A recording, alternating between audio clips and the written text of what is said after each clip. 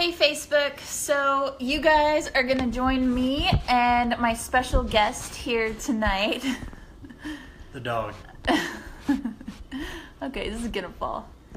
Is that got your good side? Okay, so we're going to talk to you tonight. Just he's my guinea pig here.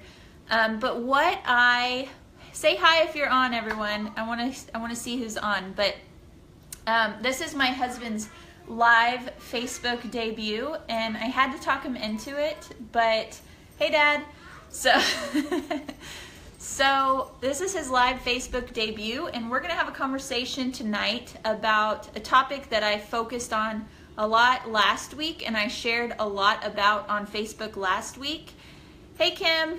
So we had talked about this, and he was a little chicken to go live yesterday, so we didn't. Hey Crystal. But the topic for last week for me was, see, they're cheering you on. Look at that. Aren't you excited? He's so nervous. He's speechless. I'm fine. I'm ready. He had to get our dog here to, what is it, like a comfort? Just chilling. But hey Caroline. So, I told him we were going live about this, and he was like, that's not my thing, whatever, but it is really, he just doesn't know it yet. He's gonna totally do awesome tonight. But we had a conversation, and what, you're a cutie. Thanks, he says, father-in-law. But my topic last week, my focus last week was to not settle, okay? And that's important, right? Definitely. Such a man of few words. But just ask me my question. No, we're in a conversation. That's like what this is about. Like, it's not just interview style. Okay. It's like, I think it's important as a married couple to discuss these things that I'm working on, so you know what I'm working on. Sure, I agree. And things like that. So yeah, what my focus on last week was to not settle. I recently started a new fitness program, and it was the first couple days, like, the trainer was big on not modifying until you absolutely have to. Is that white light kind of weird? Took the words out of my mouth of a man of few words, Caroline said. Can you guys see me and him, or is it too? We're fine. Okay. Well, they need to see who they're listening to. Anyways, but so my topic last week was to not settle. And that was like a focus. So what I'm trying to do lately is take like one focus and apply it in so many different ways in my life, and really think about it as the week goes on. So last week was to never settle, and I saw a quote that kind of helped me get started with this, and it was, know your worth, never settle for less than you deserve. And I think, when we talk about settling and things like that, we think of relationships, I think, as the first thing, but it applies to so much more in life, don't you think? Yeah. Where else could it apply in your life? Not settling? Yeah. Like with the workouts? Sure. Talk to me. Okay. I started the Shift Shop workout also. Yeah. When it comes to the workouts and not settling, I went ahead and did an extra run, not included with the program, but along with the program, to just push myself a little harder. I tell the kids that I coach, there's always somebody out there working harder, and kind of practice what you preach. And I looked at that as an opportunity to go beyond the minimum, I guess. Oh, I like that. Like, I always talk to my students and my challengers and things like that about being a minimalist. And when you do the minimum, in anything in life, that's just enough to get by. But I think really within us, we have so much more that we have to offer. And well, you can't do the minimum and expect the maximum. It's true. That's very true. I was talking recently with my challengers about, how there's so many different pieces of the fitness program that we're doing, and if you only do half of the pieces, you're only going to get half the results. Right. So that's tough. This looks really weird. That's fine. I don't like it. But so yeah, that was one kind of quote that kind of got me thinking that I needed to focus on that throughout the week. And I will kind of piggyback on your fitness example, in that it was, I mean, the focus in the workouts for the first week was try before you modify. Yeah, I'm sorry. You're supposed to. You're not paying attention. No, I was. I didn't know where you're going with that. Gosh. Oh, this guy. So try before you modify. So yeah, I think I don't know. I'm used to sometimes doing, like, knowing an exercise is going to be hard. And when I know that exercise is going to be hard, I immediately think that I'm not capable of doing it without modifying. I don't know. Sometimes it's just a mindset thing, because it was hard before, so I still think it's going to be hard. So in my mind, I just modified before even trying. Yeah, before you even tried it. Yeah. And so what I did last week was, in my first week, I took that to heart, and I said, okay, you know what? I'm going to try this before I go to modify. And often what I found was, what do you think? Like you See if he's listening. like with the modified? I don't know. Tell me. Talk about how you... Are you listening? You're giving up before you even tried it. Yeah. So what did I find? A lot of it, with the workouts, you're always going to hit that wall. Do you fight through it, or are you giving up before you even get to that point? Right. So not only are you working out physically, but it also is challenging you mentally. Yeah. Are you going to push forward, push through it, or are you just going to go through the motions and just kind of settle? Yeah.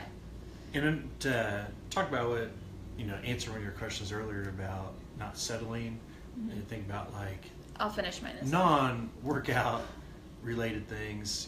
I'm an organizer, I'm a planner. I just can't sit there and do nothing. So I planning, basketball practice times, for November and December already, getting playbooks ready. I like to do that ahead of time, because I don't want to settle just for, being average. I want to do things that other coaches are not doing. So that's kind of in a non-fitness example. So you got ahead of me. Like, what do you read my mind? Have we been married for a while or something? How long have we been married? How long have we been married? You asked the other day. 6 years, you told me. Okay. Yeah. So, yeah. Anyways, back to what I was saying. What was I saying? Oh, so what I found was typically when I pushed through the workouts and didn't force myself to settle and think that I needed to modify it, that, sure enough, I did the 60 seconds without any modification. So, and I was like, I think that builds your mind muscle. Builds confidence. Yeah. That you can do it. Your mind muscle. Mm-hmm, that's good. Right? Good point. Now, I went to a basketball camp when I was a kid. It was like a psychology basketball camp, and it talked a lot about the positive. What? Can you hear him, guys? Talking about, look at the thumbs up. Thumbs up. Are you giving him thumbs ups? The positive mindset. You're going to have a lot of ups and downs throughout the game, but you can't let a missed shot or something like that, take you away from your game.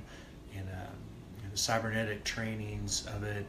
When things get hard, you should tell yourself, do the things that are hard to do, and the power will come. If you're always just hanging in the back, well, you're never going to get your full potential out of things. You'd be surprised what you can accomplish if you really push it. And a lot of it, is taking the chance of, giving it your all to see what happens. Oh my gosh, boy. Such a live video when your son runs out naked. Oh my gosh. So I will talk until he returns. He'll be back. He'll be back, won't you, Matt? Yeah. So I think he kind of got a little bit ahead of me, and I was going to talk to him about, not just in fitness, not just in health, not just in relationships, that settling can be something. I can't believe that boy. That we don't want to settle.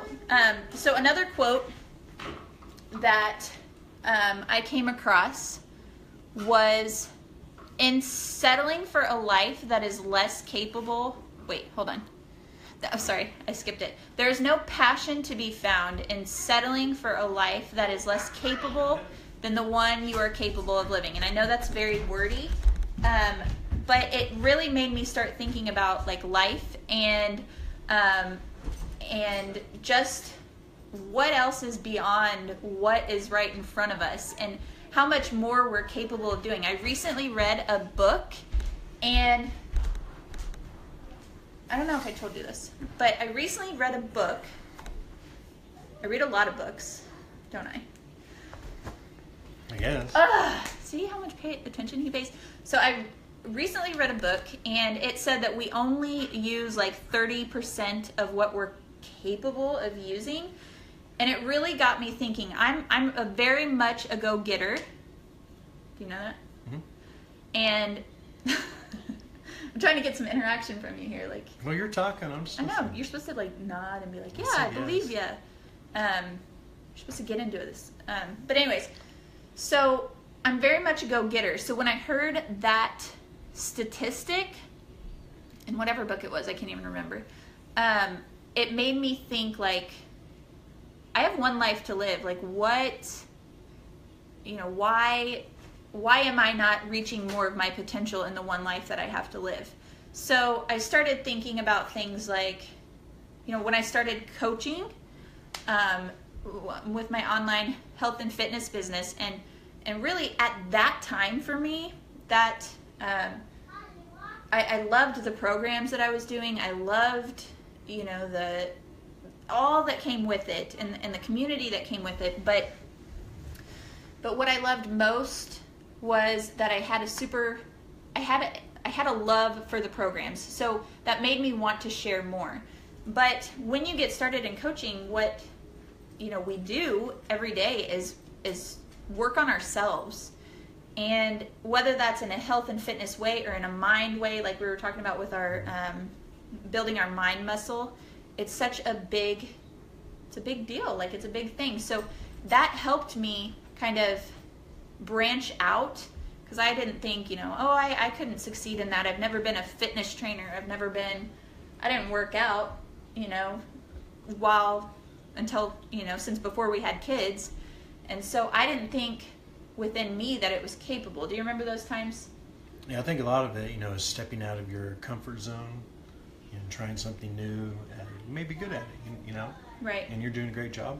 And, going to the coaching aspect, finding your passion. If you're not passionate about something, it shows. So you just be true to yourself. And spaghetti on your face. Sorry. No, stay here. We're not done. He's going to wipe the spaghetti off his face. But we, so with coaching and things like that, for me, that was a time in my life where I thought I had everything. Like, I absolutely adore teaching. I love teaching. Kids are my passion, like, reaching out to them, changing their lives. Being a mom is my passion. But I thought at one point in my life that when you found that one thing, that you found that one thing. And really what I learned was that I don't have to settle with just one thing that I love. Sorry. My phone's messing up. So I can do more than one thing and be passionate about it and really enjoy and not settle for just one thing in life. So I thought that was pretty cool. And that's one example, like kind of in life, that I personally have not settled. So I think it's very, very important that we, are always growing in our lives and learning and really bettering ourselves every day. Because once I took that initiative to better myself and work on bettering myself, even though I'm nowhere close to reaching my full potential, but at least I'm making the effort to get there. So does that make sense? So never apologize for high standards is another thing that, another quote that I recently read that hit home with me. And there you are. I was going to kind of have you answer the last couple questions. He's all worried about the spaghetti. I should have never said anything. I don't even have any on there. Yeah, you. But, so, tell me, Matt, come this way. Can you see his face? Okay. So tell me why you think overall just not settling in life, no matter what it is beneficial or important. I think a lot of it, is just like you mentioned earlier. You have one life to live. You get out of it. You get out of life what you put into it. In whatever you're doing, your faith, your profession, your workouts. The more you put into it, the more you're going to get out of it. And to me, it just comes down to, I don't want to be outworked. I want to do better than I did the day before. And I think that's huge. It's not that we're trying to outwork each other. It's that we're trying to outwork ourselves from the day before. And I think that's what's been huge in our mindsets lately was not that we're trying. We're going forward. We're not going backwards. We're just trying to get better. Yeah. And to portray that to your children so that, I don't know, that's been a big focus in our house this past week. Some quotes that really have resonated with me personally. And so let me break the ice a little bit and let you know what the next focus is for this week. And this one has already hit home with me just the past week. I made a post about it the other day, and it was a quote. I couldn't, I'm using my phone, so I can't read it word for word, but it's about, if you have interest in something, that's cool. Cool, you have interest in something, but it doesn't mean that you have a commitment to that thing. So I think once you make that commitment to that thing, that's when the results, or that's when the true,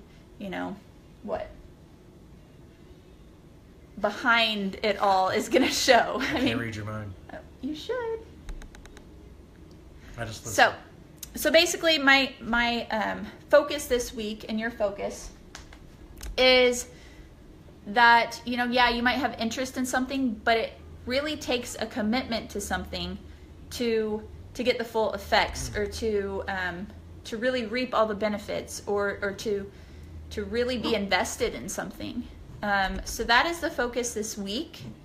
And why don't you guys give if anybody's still on, give Matt some likes or some hearts, because he was a trooper, and it wasn't as bad as I thought. He was so nervous and thought that I was going to interrogate him on live feed. But really, it's just this. There you go. You got some likes. Thank you. All right. But, this is just kind of our thoughts and what we've reflected on this past week. And so he is my co-host for the week, and I hope that throughout the next few weeks we will have this main focus every week, and like I said, oh geez, Dad, like I said, it's going to be different, but we're applying that focus to different things in our lives, because we all have a lot going on. And so tell them something you love about me to close us off. Everything. Oh, there you go. Good answer. Good answer. So thanks, guys, for watching, and I hope that you enjoyed our first segment of, what are we going to call this? Weekly thoughts. Talk with the Tinsleys. Talk with the Tinsleys. There you go. So thanks for joining number 1, Talk with the Tinsleys. Talk to you guys later. Bye. Say bye, Matt. Bye. Say bye, Lucky. She's not even in the screen.